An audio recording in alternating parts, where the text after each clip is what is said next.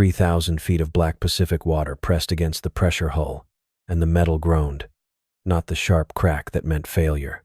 I'd heard those recordings enough times to know the difference, but the low, continuous protest of titanium alloy holding back a column of seawater that weighed more than most people could imagine. I sat in the pilot sphere of the Thetis, my submersible, watching the depth gauge tick past 3,200 feet. The twin LED arrays cut pale cones through darkness so complete it made midnight look bright. Sediment drifted through the beams. Nothing else moved out there. My hand stayed steady on the controls. 6 years piloting deep-sea research vehicles had worn the nervousness out of me.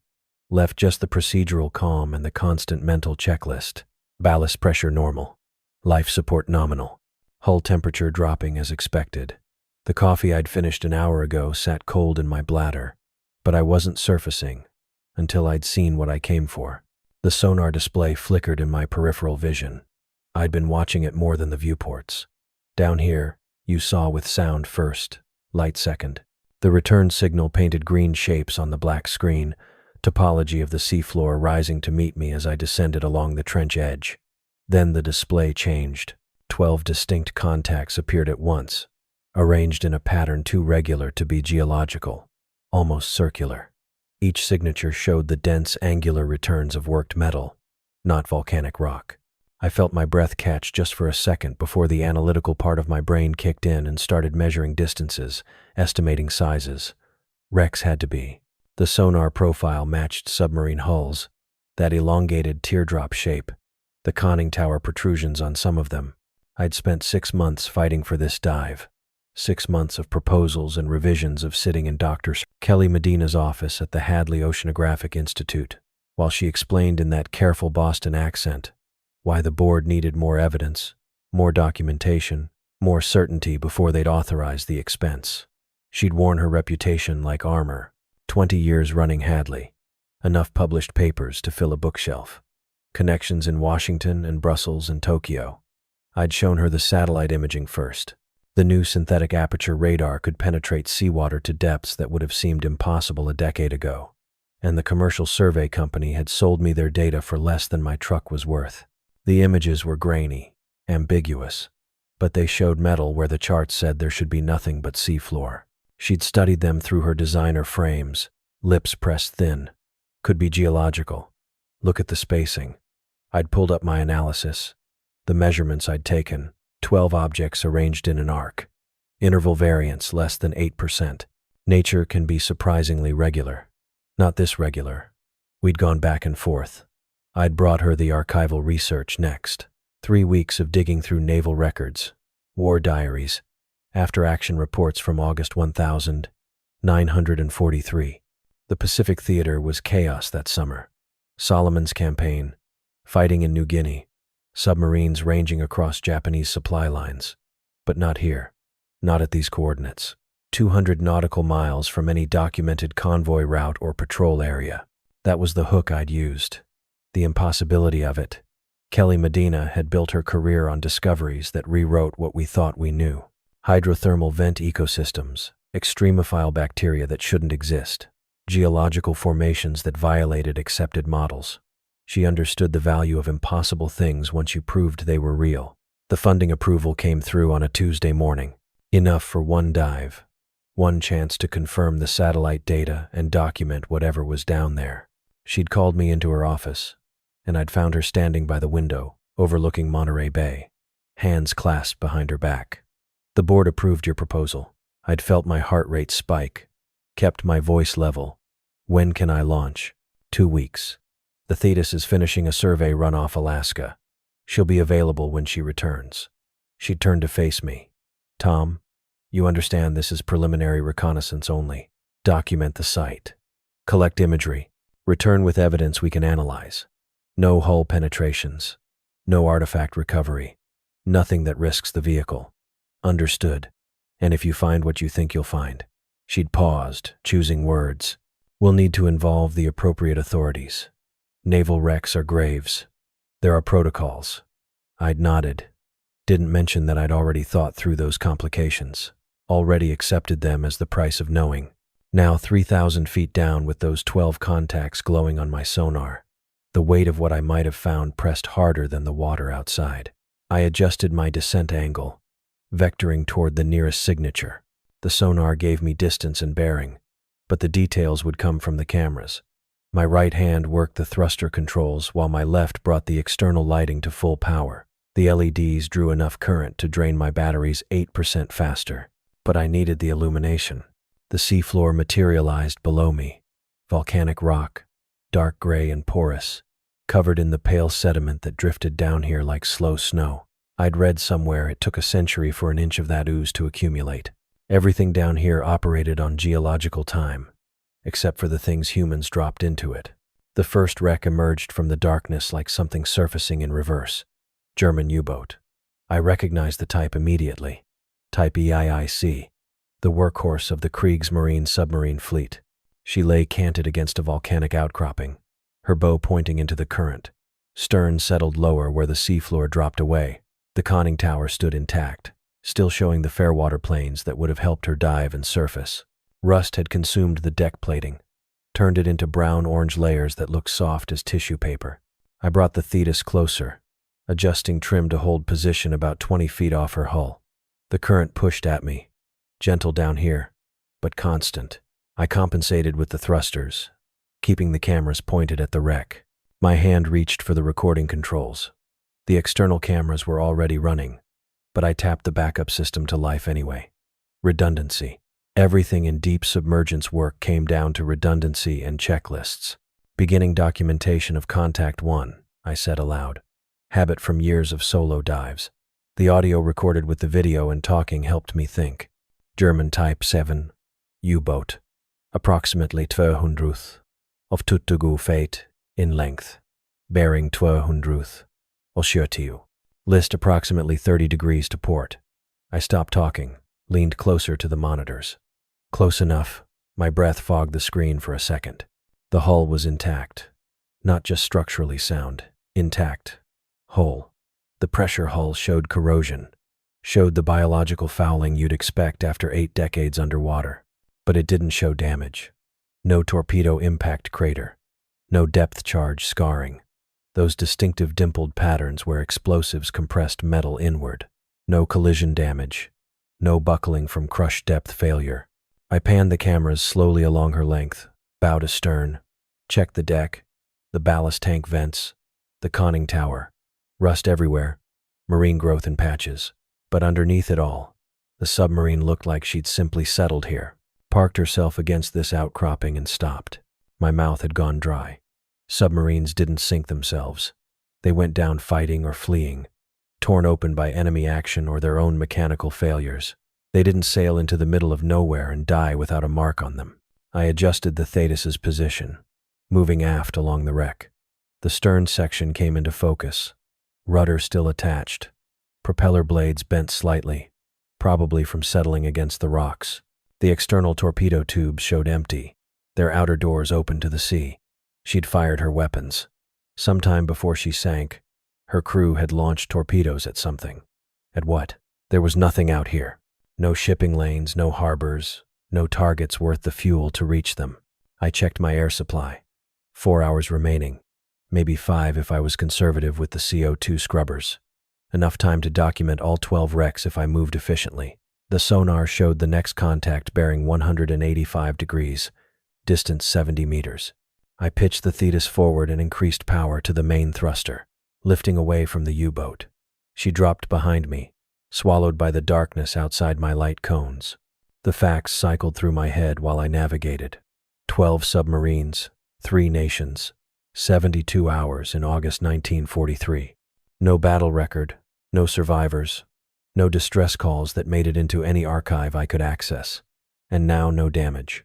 The Pacific stretched 3,000 feet above me, and I was alone with something that shouldn't exist.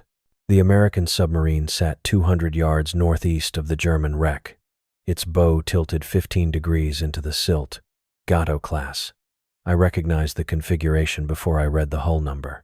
I'd spent enough hours studying recognition manuals to identify the distinctive deck gun placement and conning tower profile from half a mile out in murky water. This water wasn't murky. Crystal clarity that shouldn't exist at 3,000 feet. I brought the submersible around to the port side, thrusters barely firing. The hull showed the same corrosion pattern as the German vessel. 70 years of slow oxidation. Nothing catastrophic. No torpedo damage. No collision scars.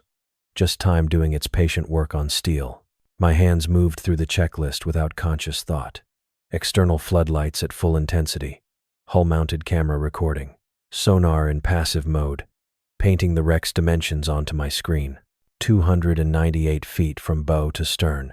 Standard configuration. The forward torpedo room hatch sat sealed in its frame. I felt something cold settle in my chest. Not panic.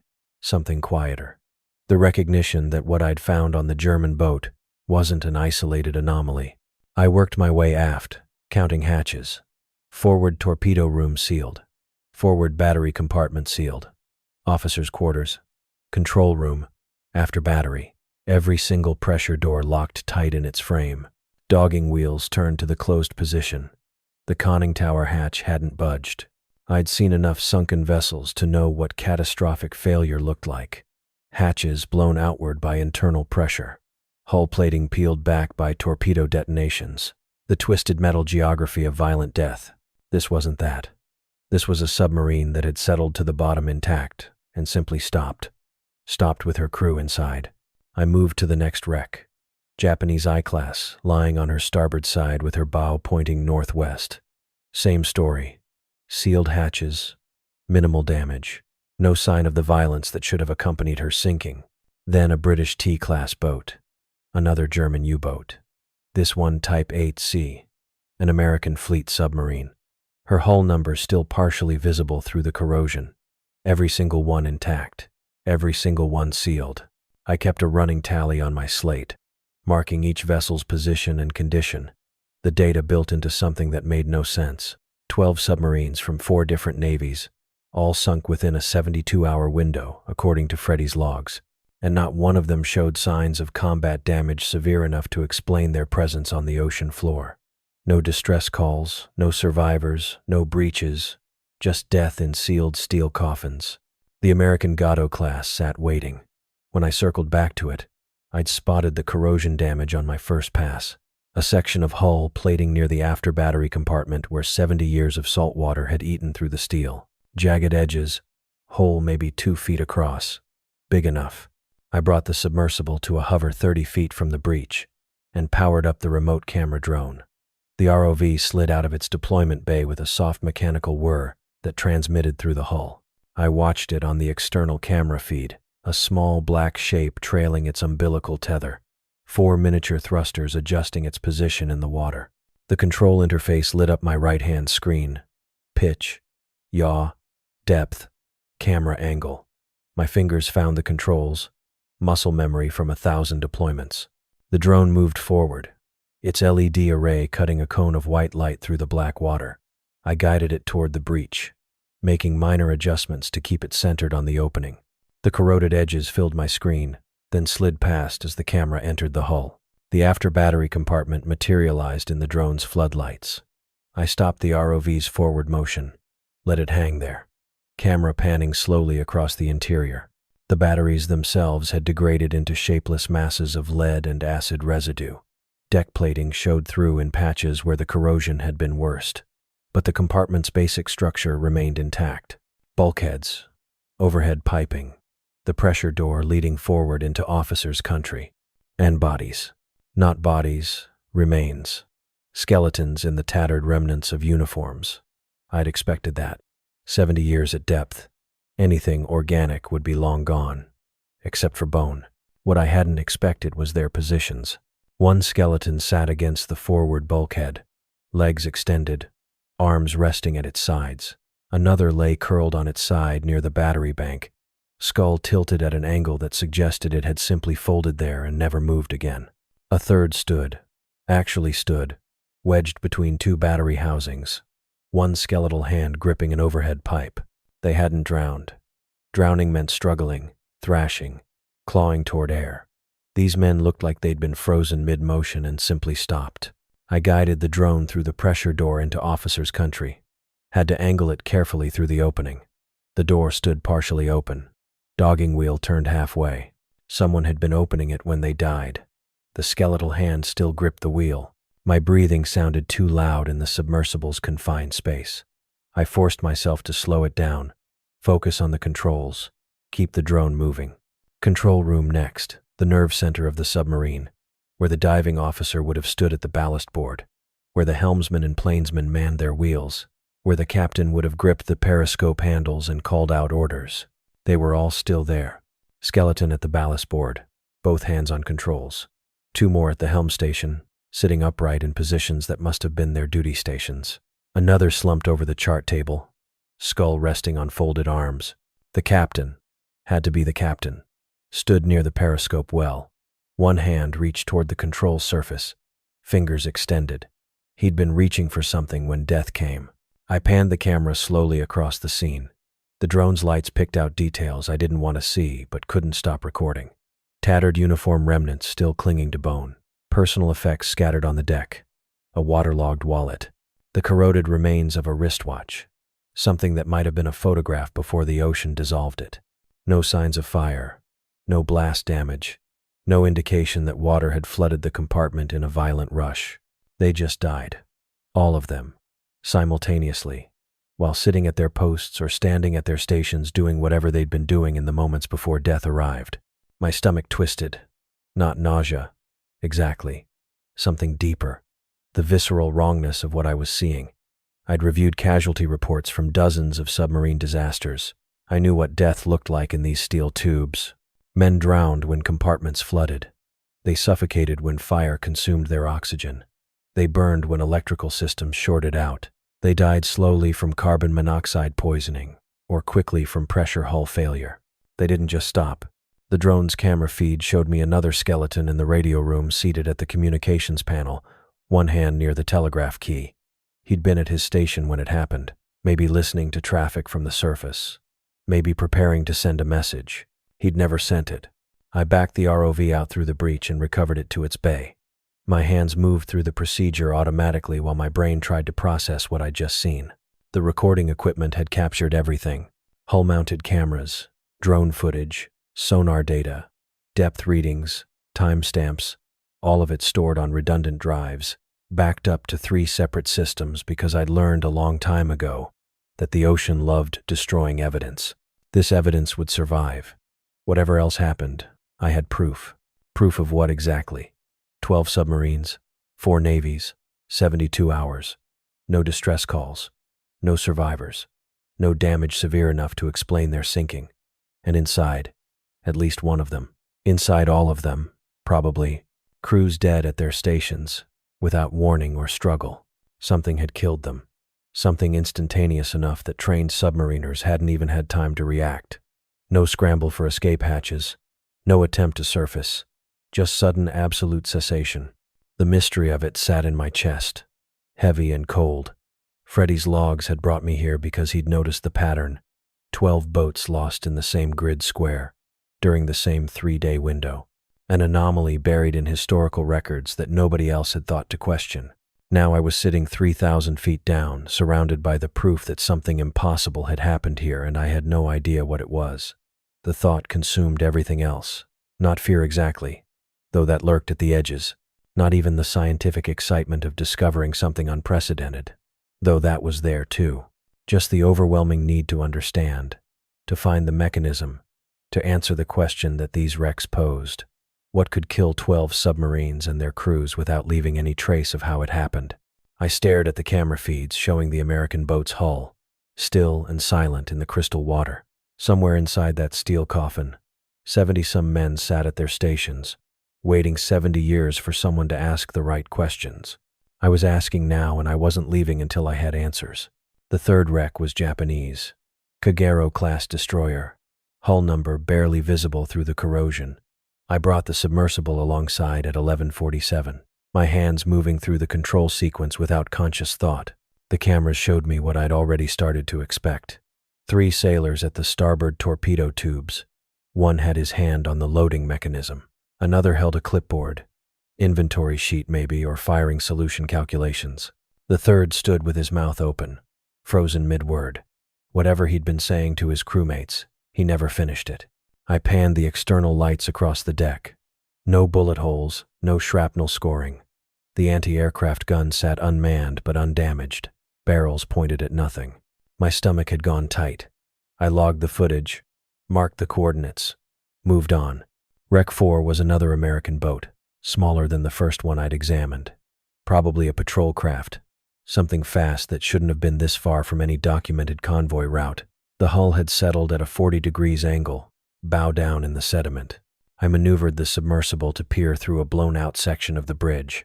2 officers, one slumped over what looked like a radio set, the other sitting upright in the captain's chair, hands resting on the armrests, head tilted back.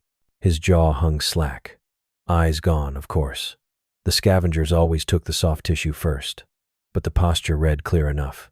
No defensive wounds. No signs he'd braced for impact or tried to abandon ship. Just stopped. I checked my oxygen mix. The readouts were fine, but my breathing had gotten shallow anyway. The 5th wreck took me 20 minutes to identify. German again, but smaller than the U-boat. A supply vessel maybe, or a mine layer.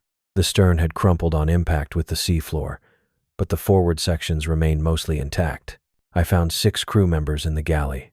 3 sat at a table with tin plates in front of them. 2 stood at what might have been a serving line. The 6th was halfway through a doorway, 1 foot raised like he'd been taking a step. The plate still held the desiccated remnants of whatever they'd been eating. My hands trembled on the controls. I had to stop, breathe, count to 10 before I could work the cameras properly. No panic, no struggle. They'd been eating lunch, and then they died. Just like that. Wreck 6 was the worst so far. Another Japanese vessel, a cargo ship this time. Civilian hull pressed into military service. Probably the hold had been loaded with crated supplies. I could see the containers through a rupture in the hull, plating stacked and secured with cargo netting. I found the crew in the forward berthing area.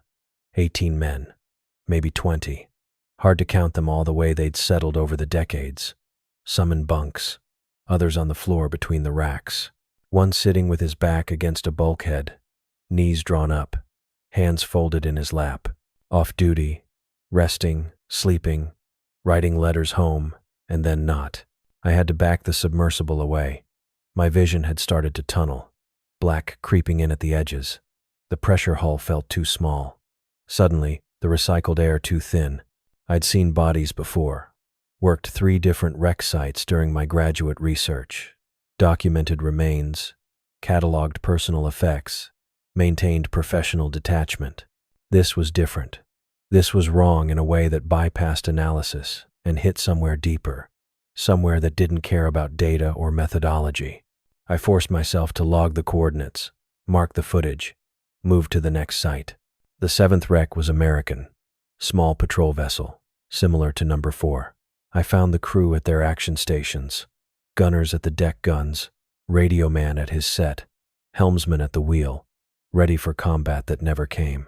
The 8th was German, officers in the wardroom, frozen over a tactical map. One of them had a compass in his hand, the point touching the chart, planning their next move, a move they never made. The 9th was Japanese, engine room crew, 4 of them, scattered among the machinery. One had been climbing a ladder, still was technically, his skeletal hands gripping the rungs 3/4 of the way up. By the time I reached the 10th wreck, my hands had stopped shaking. The fear had burned through into something colder, more focused. This wasn't random, wasn't coincidence. 10 vessels, 3 different navies, different classes, different sizes, different functions, scattered across a square mile of seafloor with no charted engagement to explain their presence. And every single crew dead at their posts, no combat damage, no disease symptoms. I would have seen evidence in the bone structure, the positioning, the distribution of remains. No mechanical failures, no flooding, no fire. They just stopped all of them at once. The 10th wreck gave me nothing new. Neither did the 11th. Japanese torpedo boat, German patrol craft. Same story, same inexplicable scene. I checked my chronometer at 14:23, 2 hours and change, since I'd started the survey. 7 wrecks documented in detail, 4 more given cursory examination. I had gigabytes of footage, Hundreds of still images, precise coordinates, and detailed notes, and absolutely no explanation for what I was looking at. I brought the submersible back to the American submarine, the first one, the Gato-class boat that had started this whole mess. My hands worked the ballast controls, the thruster adjustments, the camera angles, autopilot muscle memory while my brain chewed on the problem. Pattern recognition was supposed to be my strength. Give me enough data points, I could find the thread that connected them. That's what I did. Saw the shapes others missed. Asked the questions no one else thought to ask. But this, I couldn't even formulate the right question yet. What kills 10 ships worth of crew simultaneously? What leaves no physical evidence? No signs of struggle? No damage to the vessels themselves? Chemical weapon? Maybe some kind of nerve agent. Except nerve agents leave traces, specific post-mortem positioning, and they don't explain why the ships themselves all sank, scattered across a mile of ocean floor with no signs of coordinated attack. I docked the submersible cameras against one of the American sub's portholes, stared at the sailor inside, still wearing his headphones, still facing his sonar display. He'd been listening to something. The thought crystallized slowly, working its way up from my subconscious. These crews hadn't just died at their posts. They died mid-task, mid-action. The Japanese sailor loading the torpedo tube, the German officer plotting a course, the American radio man at his set. They'd been working, responding, reacting to something, and the sonar operator had been listening. I checked the submersible power reserves. 18 hours remaining, more than enough. The American submarine's hull had corroded in places, but the main structure remained intact. I'd studied enough naval architecture to know where they kept the recording equipment. The Gato-class boats had continuous loop-wire recorders for their sonar arrays, primitive by modern standards, but functional, designed to survive depths and pressure, designed to preserve data. I maneuvered the submersible aft, looking for the external access panel. Found it near the sail, half buried in sediment. The mechanical arm took 4 minutes to clear the buildup, another 3 to work the corroded latches. The panel came free. Inside, wrapped in rubberized waterproofing that had mostly held, I found the recording mechanism. Wire spools, magnetic tape, the whole antiquated assembly, 70 years underwater. The salt water should have destroyed it. Probably had destroyed most of it, but maybe not all. I used the manipulator arm to extract the main spool, working with the kind of surgical precision that usually required 3 tries and a lot of cursing. Got it on the second attempt this time. My hands were steady again. Purpose did that. Gave you something to focus on besides the fear. The submersible had a portable playback unit in the equipment locker. I'd brought it for exactly this kind of scenario. Brought a lot of things I'd thought I might need back when I'd believed this expedition would answer questions instead of spawning new ones. I secured the spool, connected the leads, adjusted the ancient tracking mechanism, hit playback, static first, expected that. The recording was decades old, corroded, half destroyed by pressure and time. Then voices, faint, distorted, but recognizable as human speech. American accents, technical chatter, someone calling out bearing changes, someone else acknowledging normal operations, standard patrol procedures. The voices stopped, more static then. Something else, not static, not mechanical noise, not anything I could identify from my admittedly limited audio analysis training. A sound, low frequency, regular interval, almost rhythmic but not quite, like a pulse but wrong, off somehow in a way that made my inner ear ache. The sound continued for 6 seconds, then silence. Then the recording ended. I sat in the submersible pilot seat, staring at the playback unit's corroded dials. Played it again. The voices, the static, the sound. 6 seconds of something that had no business being in the Pacific Ocean in 1943. 6 seconds that had somehow killed everyone who heard it. My mouth had gone dry. I played it a 3rd time, listening through the submersible speakers, trying to analyze it, break it down into components I could understand. The frequency was wrong. Too low for most natural sources, too regular for geological activity, too organic for mechanical equipment. And underneath it, buried in the distortion, something else, a complexity I couldn't quite parse. Harmonics, maybe overtones, Patterns within patterns. My headache had returned, worse than before. Sharp pain behind my eyes that made the instrument panel swim. I stopped the playback, sat in the darkness 3,000 feet below the surface. 12 ships, hundreds of dead. All of them stopped mid-action, switched off in an instant. And now I had a recording of what had killed them. A sound that shouldn't exist. A sound that came from somewhere in the empty Pacific. A sound that somehow had just given me the worst headache of my life after 3 plays through a 70-year-old recording. I looked out through the viewport at the American submarine, at the sailor frozen at his sonar station, headphones still clamped over his skull. He'd heard it too. Heard it directly in real time without the buffer of decades and seawater and corroded wire. I thought about what that might have done to him. Then I thought about the fact that something had made that sound. Something had been here in this exact location 70 years ago. Something that could kill with a 6-second pulse of noise. The Pacific stretched 3,000 feet above me, and God knew how many miles in every direction around me. And somewhere out in that darkness, something was waiting. The German transmission came first in my review, chronologically the earliest by 2 days. I'd pulled the audio files from the data recorder, what remained of it anyway, and the voice that crackled through my headset spoke Hochdeutsch with a Baltic accent. The translation software rendered it into text on my secondary screen, but I could pick out enough words myself. Kontakt. Unterseeboot. Unmöglich. Contact. Submarine. Impossible. The commander. I never found his name in any archive. Described a sonar signature moving at 40 knots, then 50, then diving past 200 meters while maintaining speed, continuing down past 300. Suppe. Depths that would have crushed any hull the Kriegsmarine ever built. He'd thought it was American, some new technology, something the intelligence reports had missed. The recording ended mid-sentence. I sat in the pilot seat with the headset pressed against my ears and stared at the depth gauge. 3,020 feet. The German submarine rested 3,000 feet down with no damage to its hull, and its commander's last words described something diving past crush depth without slowing. The Japanese transmission told the same story in different words.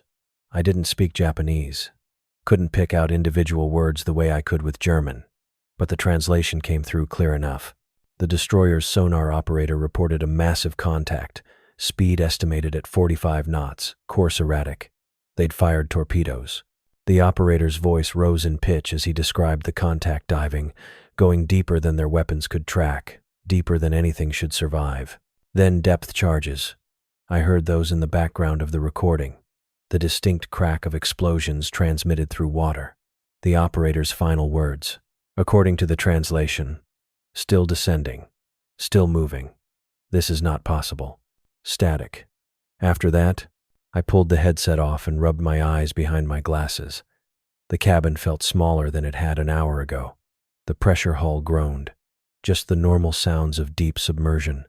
Thermal contraction. Nothing dangerous. But my shoulders tensed anyway. 3 wrecks, 3 navies. Same story. The American transmission was last. I'd saved it without knowing why. Some instinct to delay.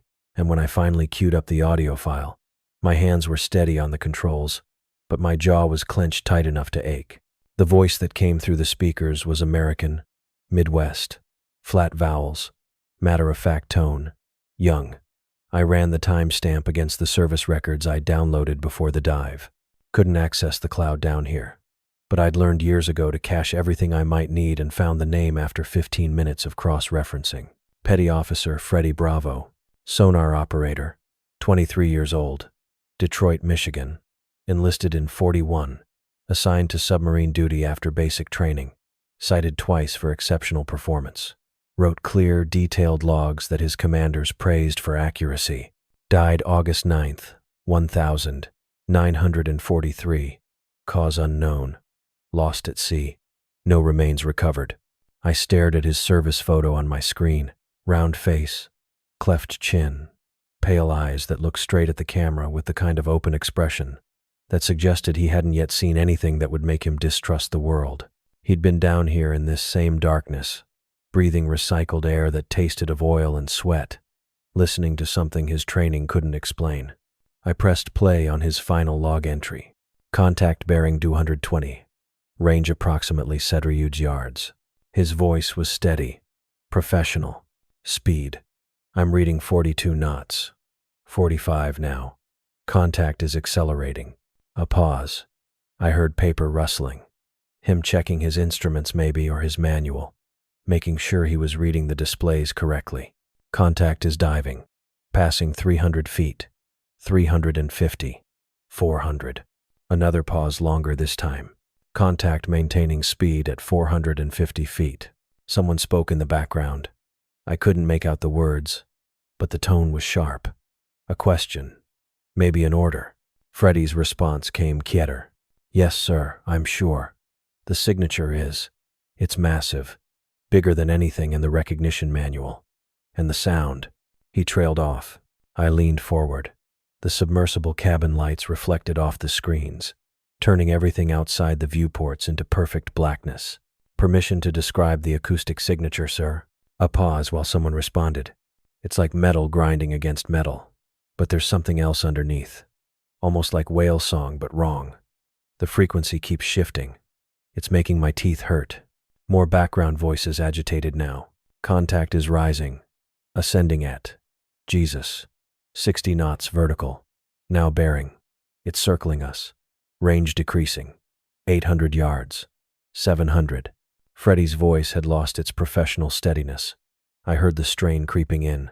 The kind of tension that came from watching your instruments tell you something impossible while your training insisted instruments didn't lie. 600 yards. The sound is getting louder. Johnson just took off his headset. Said his ears were bleeding. I can hear it through the hull now. Everyone's covering their ears. Captain's ordering. The sound that came through the speakers made me rip the headset off. Even through the small speakers, even filtered through 80 years and 3,000 feet of seawater and whatever degradation the recording equipment had suffered, it hit me like a physical thing.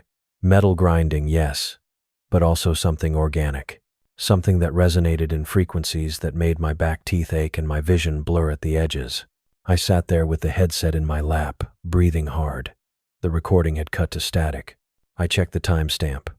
3 seconds of that sound, then nothing.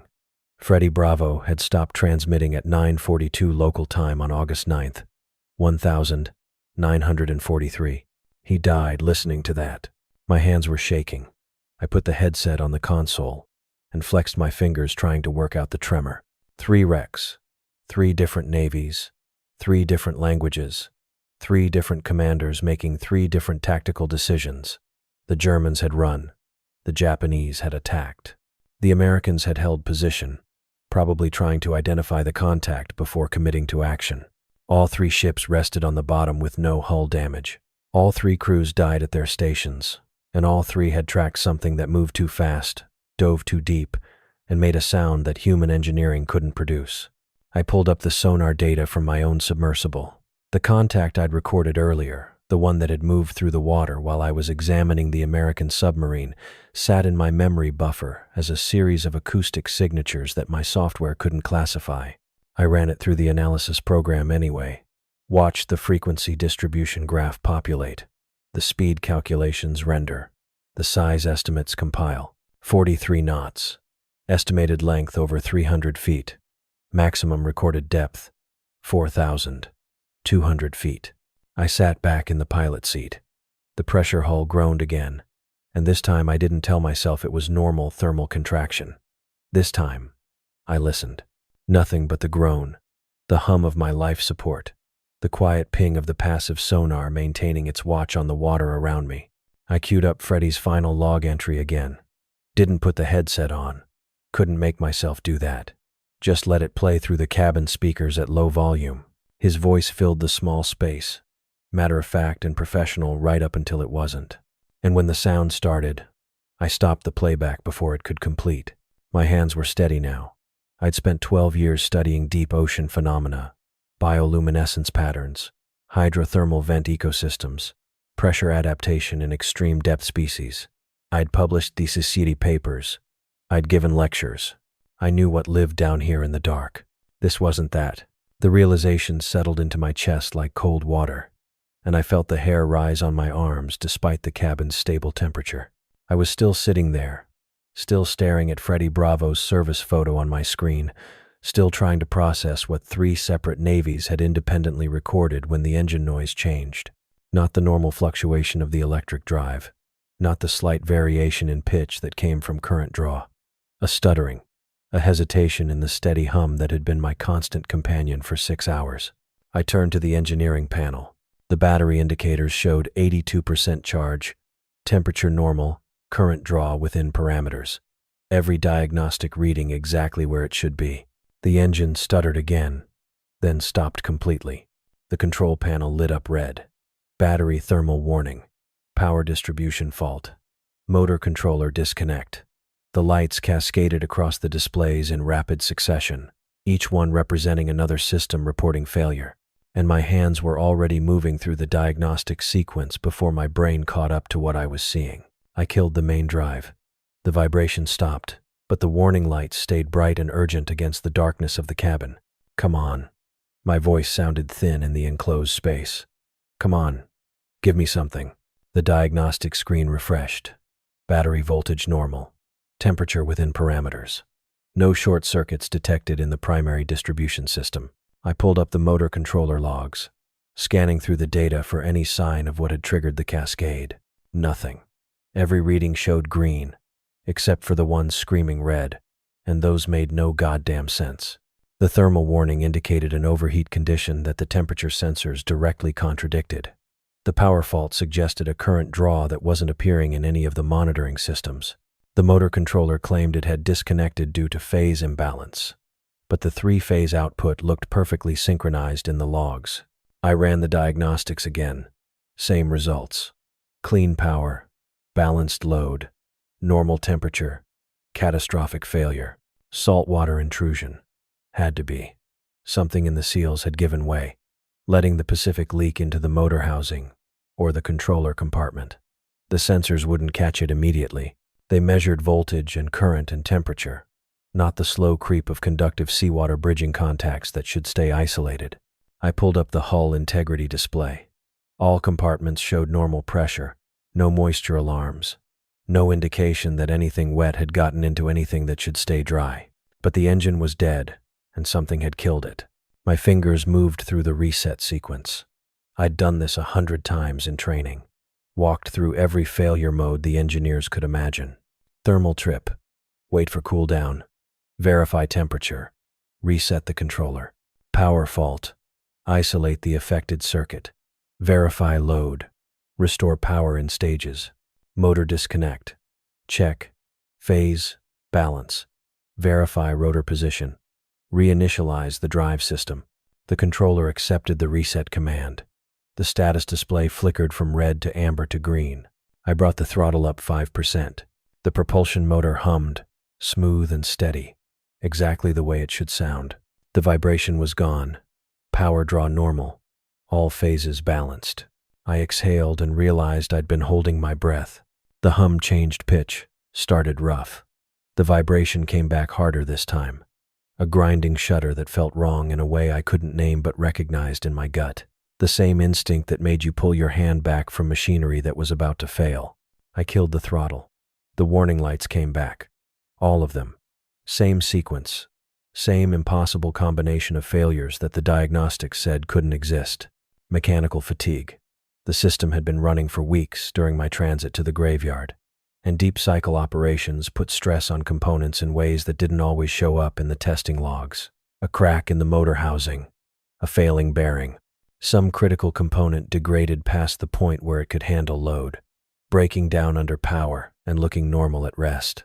I pulled up the maintenance logs, scanning through the service history. The motor had been rebuilt 8 months ago. New bearings, new seals, new rotor assembly, bench tested to full specifications. The controller was original equipment, but had passed every diagnostic during my pre-dive checks. Nothing suggested imminent failure. Nothing explained what I was seeing. I started cycling through the backup systems, looking for alternatives. The submersible had redundant ballast controls. I could surface without propulsion if I had to. Drop the main weights. Blow the tanks. Let buoyancy carry me up through 3,000 feet of black Pacific water while I drifted with whatever current wanted to push me around.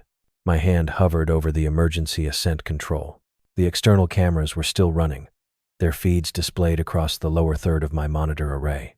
I'd positioned the submersible to keep the German U-boat in frame, the hull number visible through the forward camera, while the aft view showed open water and silt. The aft camera caught movement. I stopped breathing. Something rose from the darkness below the graveyard. Pale flesh, the color of scar tissue stretched too thin, luminescent in the way deep-sea creatures sometimes were when their bodies produced their own light. The cameras couldn't capture scale without reference. But I had reference. The wrecks around me, the submarines and destroyers whose dimensions I knew down to the foot. The thing rising toward me was longer than any of them. Its body undulated with terrible grace, moving through the water without apparent effort, without the thrashing struggle of muscles fighting resistance. Smooth, patient, the way something moves when it's lived its entire existence in an environment that would crush anything not perfectly adapted to endure it. I couldn't see all of it. The camera's field of view wasn't wide enough, and the thing kept most of its mass in the darkness below my position. What I could see showed me flesh marked with patterns I couldn't parse. Striations or scars or natural coloration that might have meant something to another member of its species, but registered to me only as texture against pale skin. It circled the graveyard. Not hunting, not the rapid strike of a predator that had detected prey. This was methodical, deliberate, the movement of something investigating a signal it had received. The engine, the grinding vibration, the electrical faults cascading through my propulsion system. The thing was drawn to mechanical distress. Understanding crashed over me like a cold wave, and suddenly every impossible detail of the graveyard made perfect sense. The ships hadn't fired on each other. They hadn't maneuvered into attack positions. They'd sat dead in the water. Their engines failed, broadcasting their distress into the deep, while something ancient and patient rose from below to investigate and feed. The sonar logs from the German U-boat had recorded 6-second pulses of noise. The American submarine's final transmission mentioned the engines cutting out. The Japanese destroyer sat intact and undamaged, its hull showing no signs of combat or collision. They'd all gone quiet. All stopped. All died without firing a shot because their weapons didn't matter when the thing that killed them didn't attack from any direction they could defend. It just waited for them to call it up from the abyss. My propulsion system sputtered again without me touching the controls. The vibration shuddered through the hull, and on the monitor, the creature's movement changed. Its circling pattern tightened, spiraling inward toward my position, toward the source of the mechanical distress signal. My failing engine was broadcasting into 3,000 feet of black Pacific water. The pattern snapped into focus. Not gradually, all at once. The way a puzzle image resolves when you finally see what you're looking at instead of just the individual pieces. I thought about mating calls, the way whales sang across entire ocean basins, the way specific frequencies triggered biological imperatives that overrode everything else or territorial challenges, the way animals responded to threats with violence that bypassed conscious thought entirely. The vibrations had driven it into a killing frenzy. I killed the engine. My hand slammed down on the main power cutoff.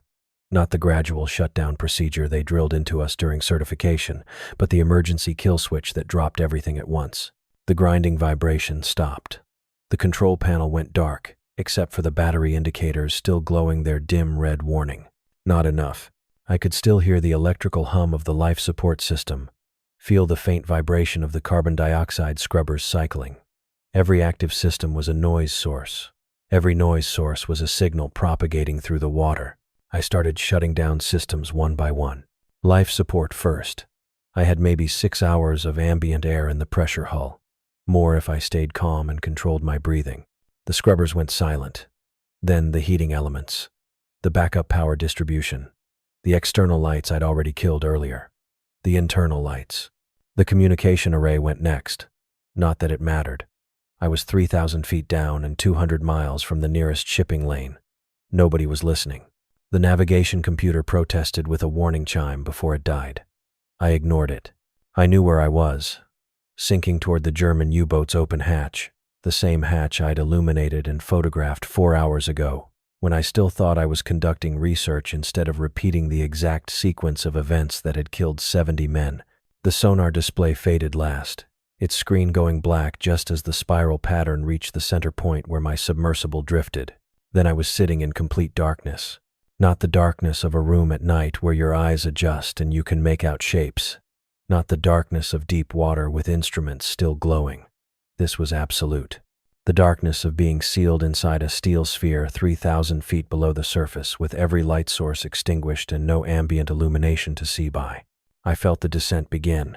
Without power to the ballast system, I couldn't control my buoyancy. The submersible was slightly negative, designed that way as a safety feature. So if you lost power, you'd sink to the bottom instead of rocketing to the surface and getting crushed by the pressure differential. Real useful safety feature right now. The sinking felt wrong.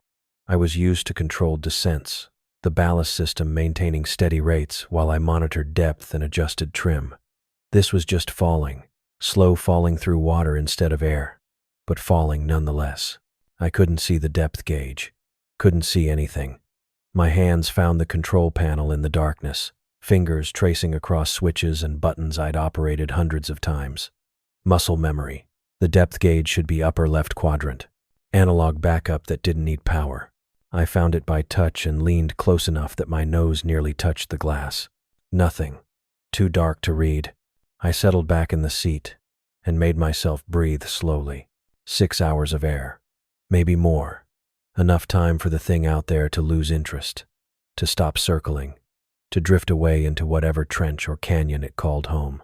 Enough time to die of oxygen deprivation instead of whatever had killed the German crew. Real optimistic thinking there. The descent took 12 minutes. I know because I counted seconds in my head. Old habit from free diving in my 20 seconds before I'd had the sense to realize holding your breath underwater for 3 minutes at a time was a stupid way to prove you weren't afraid of drowning. I got to 720 before I felt the impact. The submersible hit hard. Not catastrophic. Not the kind of collision that breaches the pressure hull, but enough to slam me forward against the harness and rattle my teeth. Metal scraped against metal with a shriek that propagated through the hull. Then a grinding vibration as the submersible shifted, tilted, wedged itself into something. I sat frozen, waiting for the sound to fade. It took maybe 10 seconds. The grinding stopped. The vibration settled into stillness, and I was left sitting in absolute darkness with my heart hammering and my breath coming too fast, burning through my limited air supply. Calm down. Breathe slower. Think. I'd landed inside the U-boat. Had to be the open hatch I'd been sinking toward. The one that had let water flood into the forward torpedo room 70 years ago. My submersible had dropped through it and wedged itself somewhere in the wreckage. My hands found the viewport. I leaned forward, pressing my face against the acrylic, trying to see something. Anything. Darkness complete and total. But my mind filled in the details anyway. The skeletal crew I'd photographed earlier still sitting at their stations. Bone and rust and corroded metal. The torpedo racks along the walls. The deck plating buckled from implosion damage. I was sitting among the dead. The submersible had wedged between something. Torpedo racks maybe based on the angle. I could feel the tilt, maybe 20 degrees off level. Stuck solid. Even if I restored power to the ballast system, I probably couldn't pull free without maneuvering thrusters, and those would make noise. So, I sat there, surrounded by 70 years of corpses in a flooded submarine 3,000 feet below the Pacific surface, waiting in absolute silence. No instruments to check, no lights to see by. Nothing to do but sit in my harness and breathe as slowly as I could manage and listen to my own heartbeat in the darkness, and wonder if the thing outside had heard me land. 3 hours in absolute blackness does something to your sense of time, stretches it thin and strange until each minute feels like 10, and you lose track of whether you've been sitting there for 20 minutes or 2 days.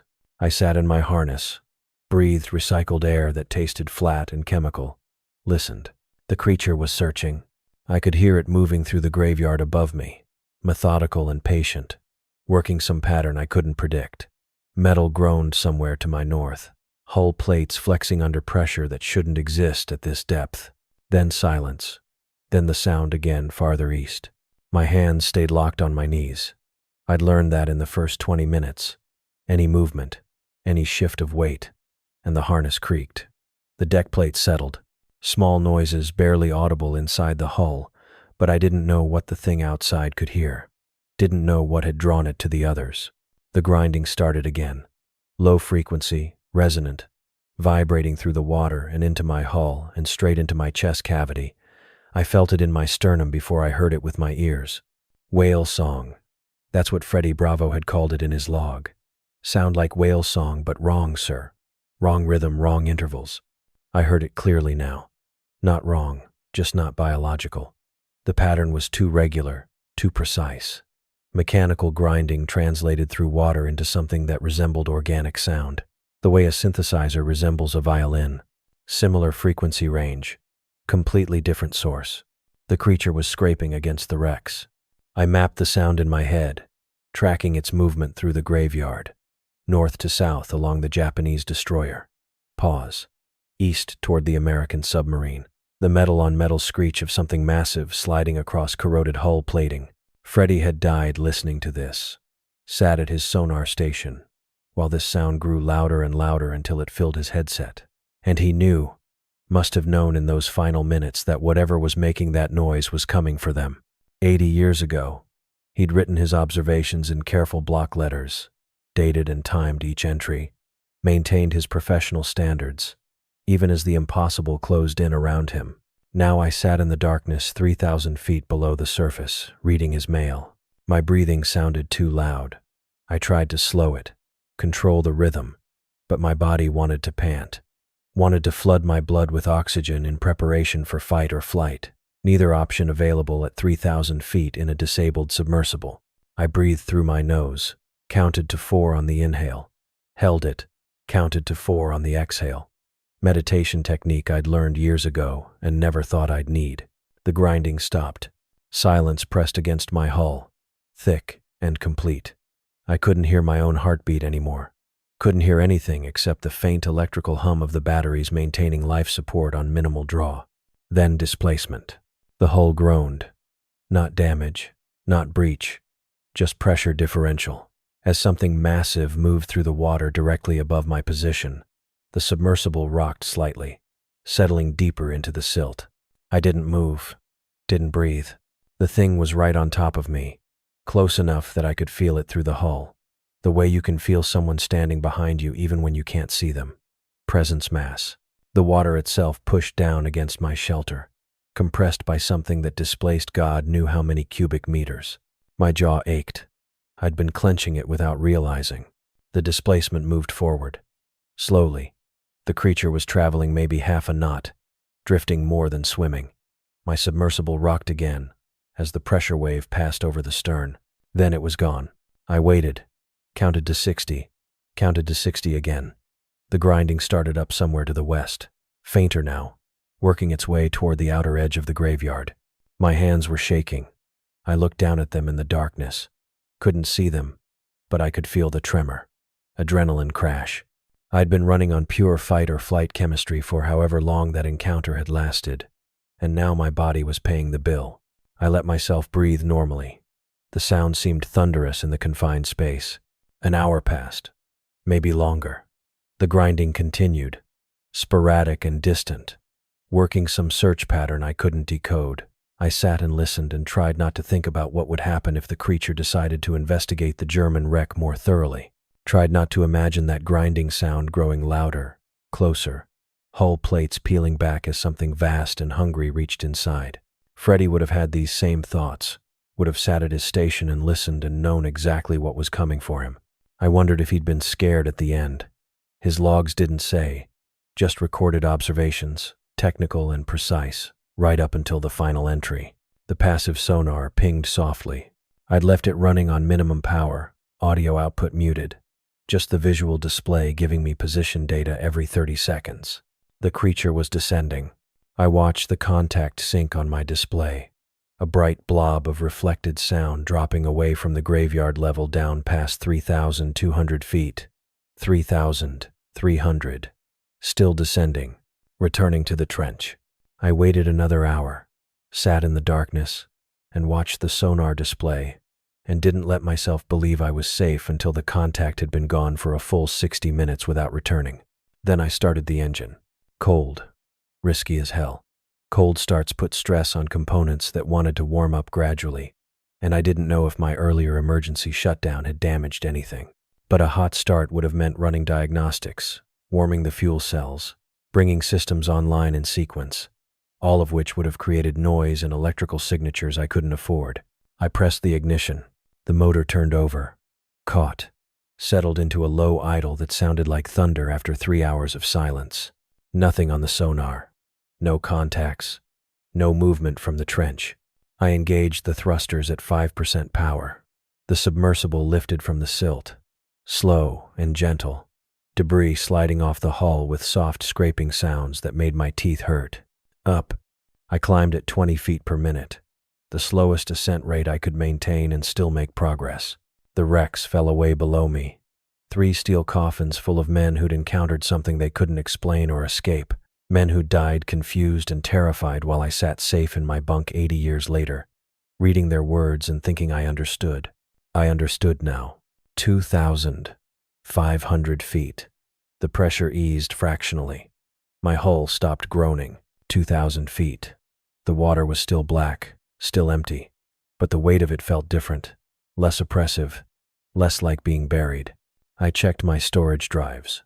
47 gigabytes of footage, video, sonar logs, spectrographic data, magnetic readings, everything I'd recorded before the engine failed, and the creature came hunting.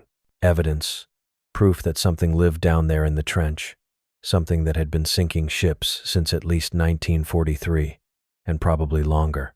Something that responded to mechanical distress, drawn to dying engines the way sharks were drawn to struggling prey. Kelly would have questions. The Institute would have questions. The Navy would have questions I probably wasn't cleared to answer. I didn't care. I had the footage, had the data, had 47 gigabytes of proof that would change everything I thought I knew about what lived in the deep. 1,000 feet. The darkness started to thin black, fading to deep blue. 500 feet. I kept climbing slow and silent and didn't let myself relax until I broke the surface 6 hours after I descended into the graveyard. The sun was setting. The sky was orange and red and impossibly bright after so long in the darkness.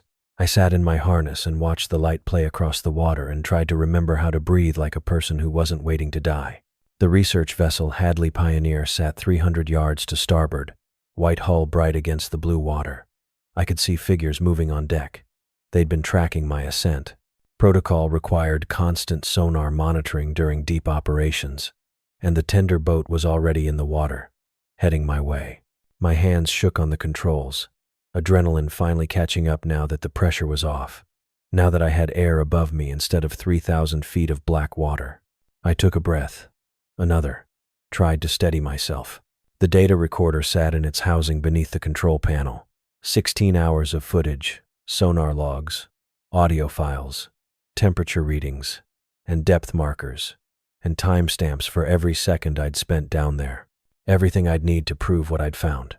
4 wrecks in perfect condition, radio transmissions, describing something in the water, mechanical distress drawing it close, and that bioluminescence, that impossible organized light moving through the darkness with purpose and intelligence. This would rewrite marine biology, change everything we thought we knew about deep ocean ecosystems and predator behavior and what could survive at those depths. The Institute would have to mount a full expedition, proper research vessels with multiple submersibles and scientific teams and all the resources required to study something this significant. The tender boat pulled alongside. I could hear voices calling across the water, see hands reaching for the mooring lines. I was already planning the presentation. Which footage to show first, how to structure the evidence so they'd understand the pattern before they saw what was making it. They got the submersible secured to the crane harness, the winch engaged with a hydraulic whine, and the hull lifted free of the water. I ran through the shutdown sequence, fingers moving across switches and dials I could operate blind. Battery disconnect, pressure equalization, ventilation system cycling on to replace the stale air with something fresh. The crane swung me over the deck, set me down with a gentle bump that barely registered through the hull. I reached for the hatch release. Dr. Kelly Medina was waiting when I climbed out. That wasn't unusual.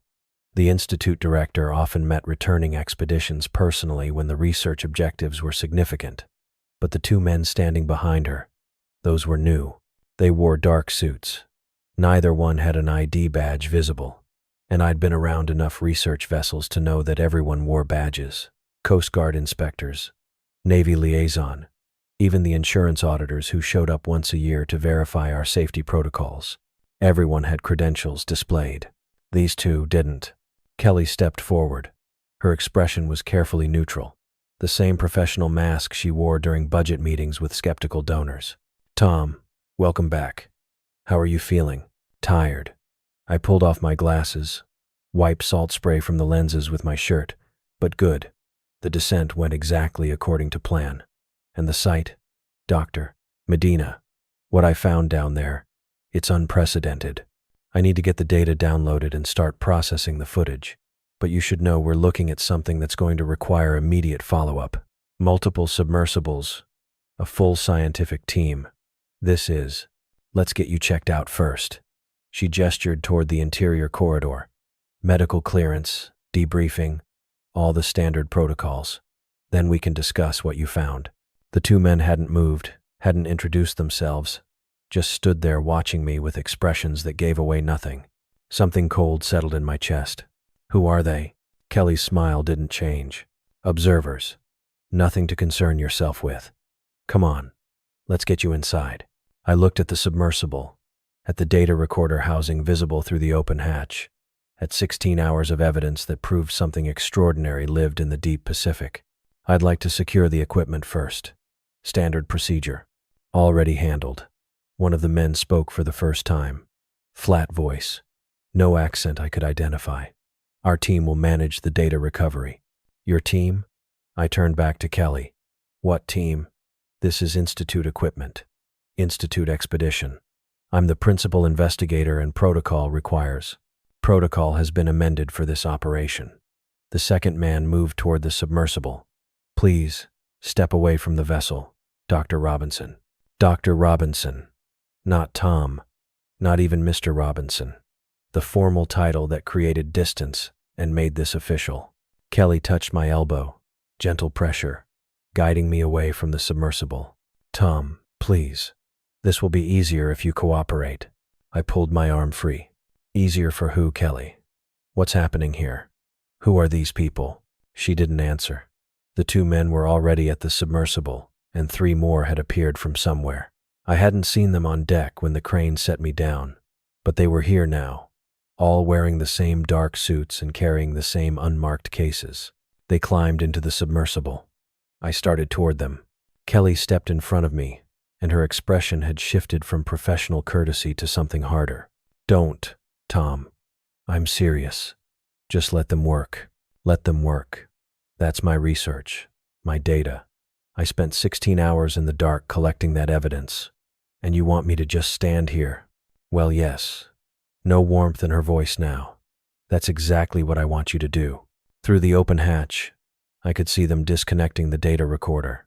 Efficient movements like they'd done this before. One of them had the storage drives out already, sealing them into a case lined with foam padding. The cameras came next.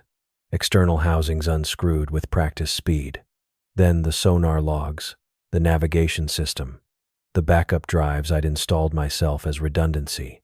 Every piece of equipment that could store data, every component that had recorded what I'd found 3,000 feet down. They worked in silence. No conversation, no instructions called between them, just smooth coordination that spoke to training and repetition. It took 47 minutes.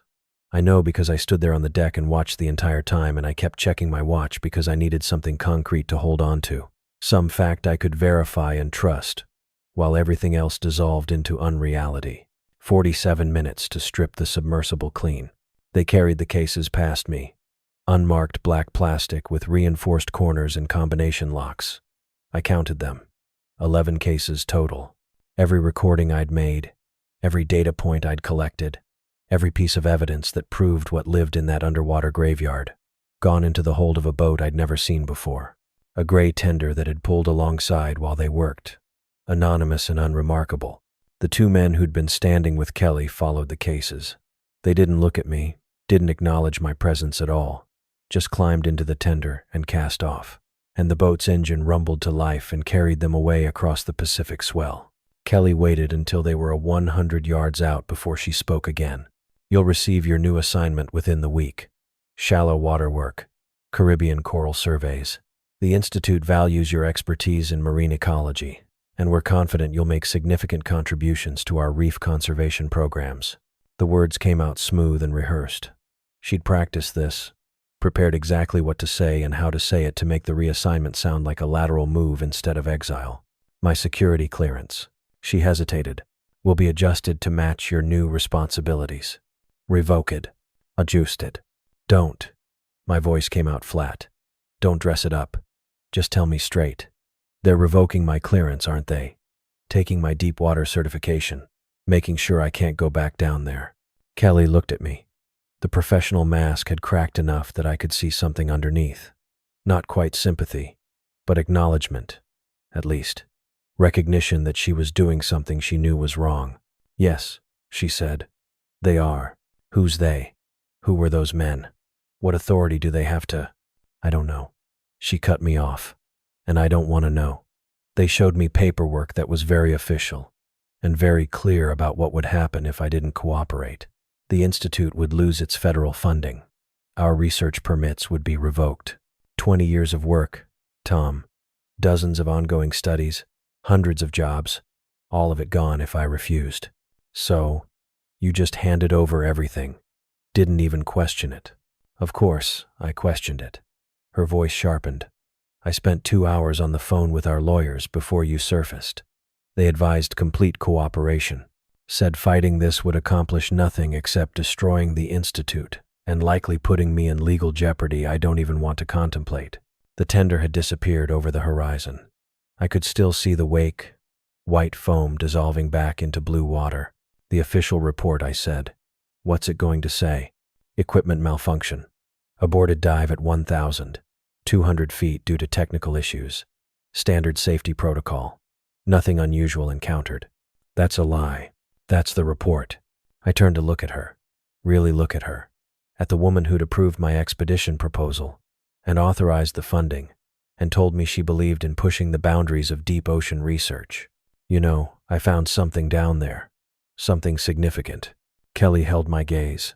I know you experienced equipment malfunction at depth and exercised good judgment by aborting the dive. That's what the report says. That's what I know. She left me standing on the deck, walked away without another word. Her shoulders straight and her pace measured. The walk of someone who'd made a difficult decision and intended to live with it.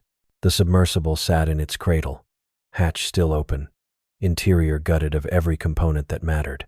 I climbed back inside anyway, sat in the pilot's seat, and looked at the empty housings where the cameras had been mounted, at the blank panel where the data recorder should have been, at the gaps in the instrument array where they'd removed anything capable of storing information.